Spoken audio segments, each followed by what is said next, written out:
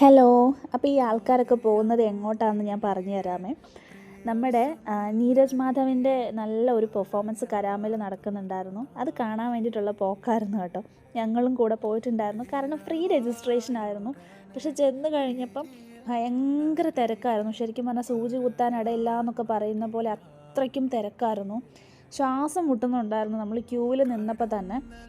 അതുകൊണ്ട് ഞങ്ങൾ കുറച്ച് ഫ്രണ്ട്സ് നൈസായിട്ട് അതിൽ നിന്ന് വലിഞ്ഞു കേട്ടോ. കാരണം ഇപ്പോഴുള്ള ക്രൗഡഡ് ഏരിയാസിലൊക്കെ പോയി കഴിയുമ്പോൾ ഭയങ്കര ഇഷ്യൂസൊക്കെ ഉണ്ടാവുന്നല്ലോ എന്നൊരു കൺഫ്യൂഷൻ കൊണ്ട് ഞങ്ങൾ ഭയങ്കരമായിട്ട് കൺഫ്യൂസ്ഡ് ആയിപ്പോയി.